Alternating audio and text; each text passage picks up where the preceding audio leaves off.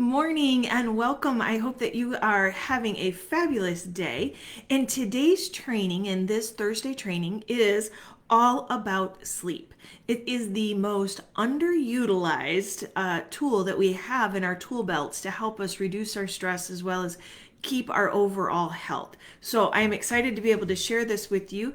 I'd like to introduce myself. I'm Karrie Brazaski with Helping Healthcare Heroes. We've created this community just for you so that we can help you ensure that you have your professional resilience and that whole mental wellness that so many of you put at the back seat because of this career that we've chosen, and we think that we have to give to everybody else and we forget to give to ourselves. So we are here to help you take care of you.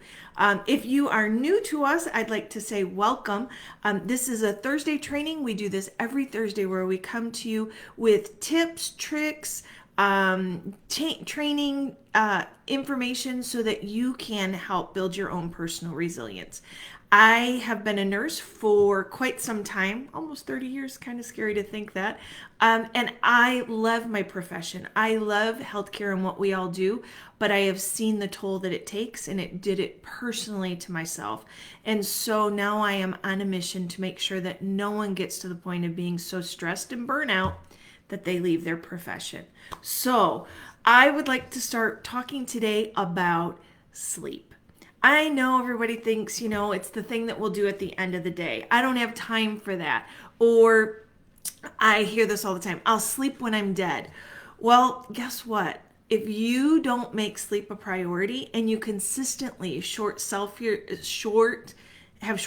cycles, you actually increase your rate of mortality. The CDC, I believe it was the CDC, actually did a study, and they found that all-cause mortality increases by 13% when people consistently get less than 6 hours of sleep at night.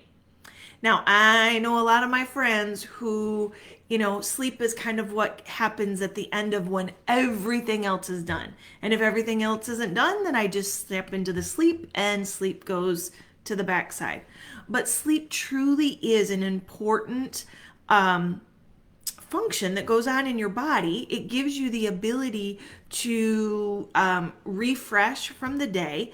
But the other thing is it actually cleans out your brain. They say that it actually cleans out those toxins up in your brain. So sleep is definitely something that we need.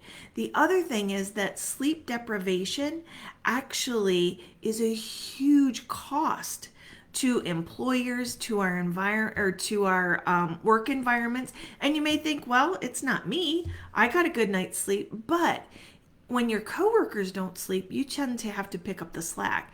And it is costing organizations throughout the United States $411 billion, they estimate.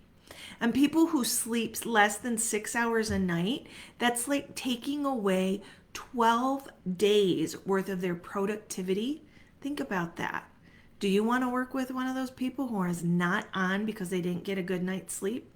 And I know sleep for a lot of us when you're doing shift work is really hard. You are on all day long and then you try to wind down and then boom, you're back doing it the next day. But you've got to start making sleep a priority because lack of sleep increases your risk of heart disease, depression, diabetes, all of those things we don't want to have to deal with, and many other things that sleep can impact when we have poor sleep or poor quality of sleep. I have people ask me, so, how much sleep should I really be getting? Well, the CDC actually says that we need 7 to 9 hours of sleep each night. And some people will say, well, that's great. I'm in the bed for 9 hours, but it's actually you actually getting the sleep. So if you are just laying there tossing and turning, just because you're in the bed doesn't mean you're getting good sleep. I like to tell my clients that when they wake up in the morning, if they feel rested, they feel rejuvenated, that is a good night's sleep. Now, we do have some biological changes, like my husband doesn't need as much sleep as I do. There are some people that just don't need a lot. And as we age, typically as we get closer to that 60, 65 year mark, our sleep needs decrease, but only by about an hour according to the studies. So generally, if we strive for 7 to 9 hours of sleep, That is kind of that golden nugget of what we want to have. The other thing is that, well, did you realize that about a third of the population actually isn't getting enough sleep? That this is a big deal, and whoo, the sun just went down and it got really dark in here. Let's see if I can turn up the light a little. Sorry about that. And so they say that a third of the population is sleep deprived, and that not the American, I just lost their name. Anyway, the CDC has actually said this is a public health crisis. So they realize the impact that it's doing on our health. The other thing is that when we sleep poorly, it decreases our immune system. And when we're all fighting right now to stay healthy during this COVID time, it's even more imperative that we keep our health and our immune system good, and getting a good night's sleep is one of those strategies that you can use to help yourself do that. So you may be thinking, okay, this is great, but I still sleep poorly. How do I get a good night's sleep? What are some things that I can do that actually can help me get a better night's sleep? So I have 3 tips for you. There are tons of things that you can do to get a good night's sleep, and I'm going to share a couple with you. But the number one thing that you can do, it's actually make sleep a priority. I know that seems kind of like, well, okay, but think about it. For all of you that are moms or dads, you have had little ones, think about it. Or if you don't have kids, think about your friends who have little kids, like under the age of 5. Chances are they are fanatical about their children getting a good night's sleep and getting a nap. Like, I can remember rearranging things to make sure that we got a nap. And I like to kind of change routines up so that it's not always the same, so that, my child could learn to go with, the flow and not be so like regimented. But in general, I like to make sure that he got a good night's sleep and he had time for a nap. Well, and when we do this, why? Why are parents fanatical about it? Or a bedtime, making sure that kids go to bed, between 8 and 9, depending on the age, even 7:30 when they're littler. Why is that? It's because they're crabby, they're cranky, they're cantankerous, they make bad decisions, they eat poorly, and they're just no fun to be around when they need sleep. Guess what? Adults are the same way. It's just we don't typically tell people, man, you're crabby, you need a nap, or, oh, we need to get you to bed earlier tomorrow. We don't typically say that, but we still go through those same emotions. When you don't get enough sleep, chances are you're pretty crabby to be around. You also make poorer decisions. So it's making sleep a priority. So how do you do that? You do it just like you did when when you have little kids. You decide what your bedtime is going to be. You decide that what that is going to be, and that you take steps to make sure that that happens for you.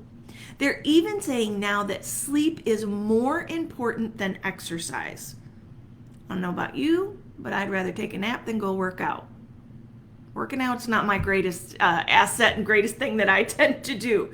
But sleep, I make sure that happens. So set yourself a bedtime.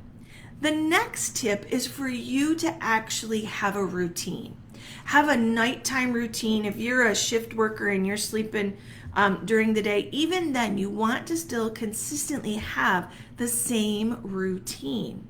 And did you know, for you shift workers, they actually, I believe it was the World Health Organization last year, mentioned that the sleep cycle disruption from sleeping during the day versus at night actually could be a carcinogen. So think about that. So do you want to do everything you can to reduce the burden on your body and improve your overall immune system? You want to make sure that your sleep cycles are good and rejuvenating for yourself. So when you make it a habit, just pick whatever the bedtime is. If you are a day worker and you sleep during the night, God help those people who take care of us at night. I was not a good night shift person. I didn't sleep well. I was not pleasant to be around. And I went from OB to ICU because I needed a day job. Think about that. That's how much I am not a nighttime, awake all night kind of person. So for those of you that do it, I applaud you. There are things that I'm sure that you have figured out how to do, darkening your room, the relaxation. I can remember being angry because the birds were chirping. So the noise in our rooms, we want to decrease that as much as we can. But during whatever that routine is for you, some people like to take a shower. It's a very relaxing technique for a lot of people. For some people, the hot shower actually rejuvenates them and makes them wide awake. So you have to see what actually works for you. If you are a hot shower, hot bath person, it actually raises your body temperature and then actually lowers it when you're coming out. That they say actually helps you go to sleep at night. But it doesn't have to be elaborate. It can be as simple as each evening I brush my teeth, I wash my face, I kind of dim the lights, and I spend a couple of minutes just relaxing and thinking about the gratitude of the day. It can be that simple. For other people, it needs to be a little bit, they need to start an hour before they're going to bed. Excuse me. And maybe for them, it's dimming the lights, turning off all electronics, because the blue light in your electronics is actually decreasing the amount of melatonin that actually will help you sleep. And so that blue light, white light can actually, as you decrease that, help you get to sleep faster. So I don't have my phone right here. I was going to show you. But on your phone, there are settings. You can put them on your computers too. If you're somebody who's really doing your gadgets right up until the time that you're going to bed, you can actually, I think it's called Folux, and you can put these programs on and it will dim it out and reduce the blue and white light. The other thing is that there is a setting on it. I know it is on my iPhone, and I do think some Androids have it as well, where you can actually set it that at this time I want the blue light and the white light to decrease. Like I have it set for at 8 o'clock, mine starts to decrease, and so it becomes an amber light instead of that bright white blue light. And so I'm sorry that the lighting is so weird today. We don't typically have clouds here, and today they're kind of coming and going, and so the lighting is just really weird. Sorry about that if that's distracting for you. So when you do your routine, it doesn't matter what it is. It's just consistently doing it, consistently setting a bedtime. Just like you do for little kids. We give them a bath, we read them a story, they go to bed. Whatever that is for you, start implementing it because you've made sleep a priority. And then the third thing that you can do to help yourself get a good night's sleep, maybe it's kind of two more I'll give you. Obviously, anything we can do to reduce our stress is going to help us sleep better. But my third tip that I like to share, because it's usually not in anything that people think about, and there's tons of things that you can do to help wind yourself down in the evening, but it is adding resistant starch to your diet. You think, what? So resistant starch, which is, and it doesn't take a whole lot of it, about a quarter of a cup of beans, any type of bean, black bean, lima, I'm not a lima bean fan, but lima bean, white bean, cannellini beans, any of those starchy beans, only about a quarter of a cup. The other would be a half of a ripe banana, so it's a little green, and eating that. And what that does is it actually helps sustain your blood sugar longer into the evening.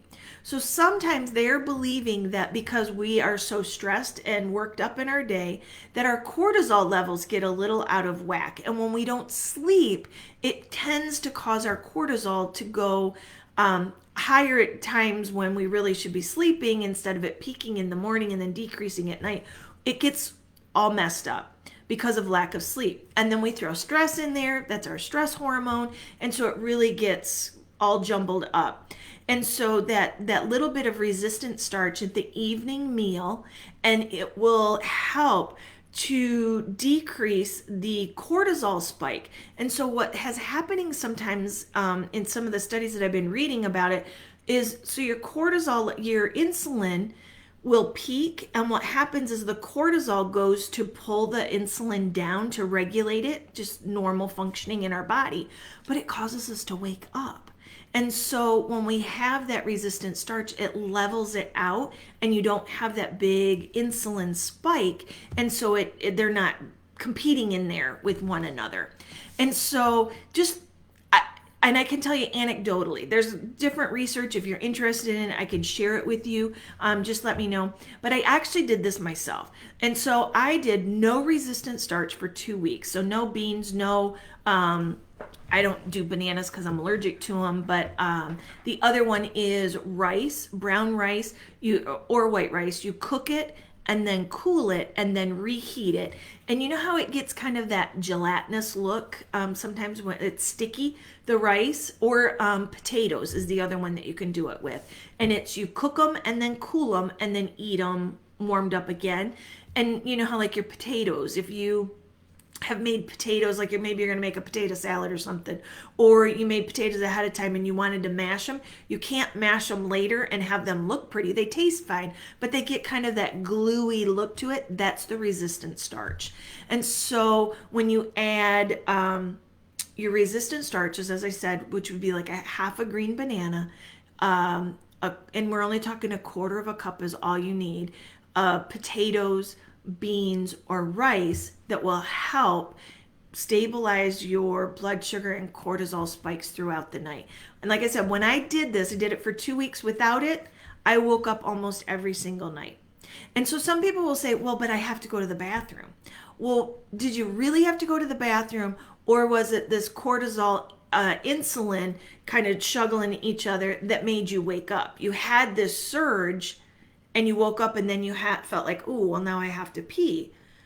Because when I did it consistently, and I add resistant starch to my evening meal, and you can do to your lunch as well, just kind of gives you that added benefit, I sleep through the night.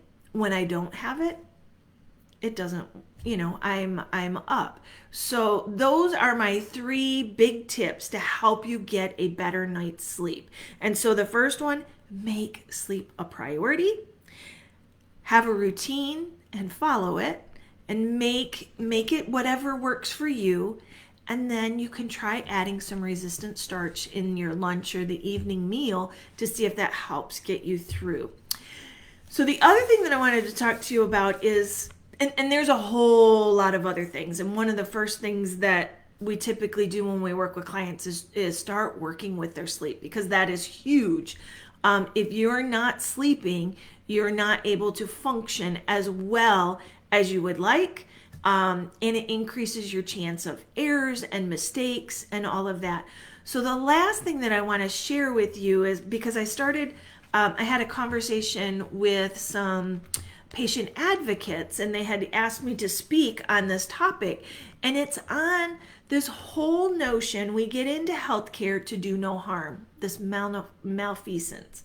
When we have do no harm, we don't want to harm ourselves, and we don't want to harm our patients.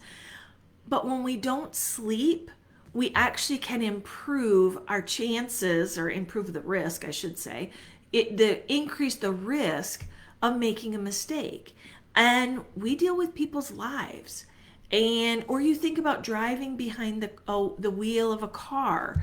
And so we actually have an ethical obligation to try to make sleep a priority, so that we truly can be there and be present and be there for our patients or our clients, our colleagues, when we're working.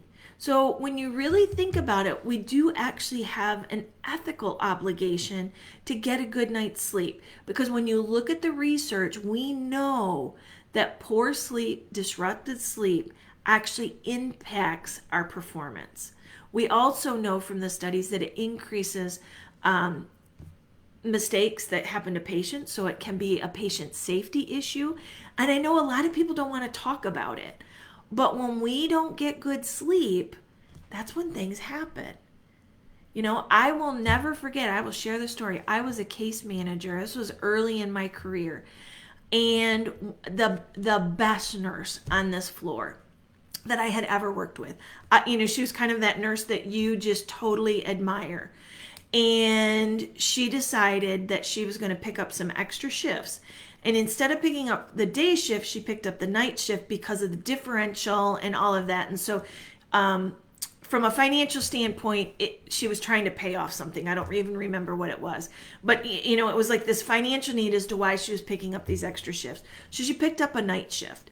Well, she went into a patient's room, and in the midst of the shift, and the patient was, I remember, had multiple different IV lines going, but also had a NG feeding, or not NG, but a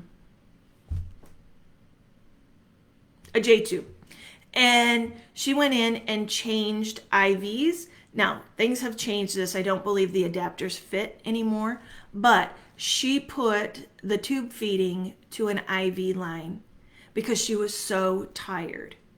And she didn't notice the mistake. Well, the patient coded, and the patient later died.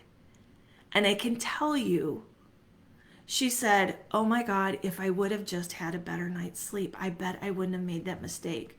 But do you know that that person never, it still gives me goosebumps, never stepped back into a patient's room.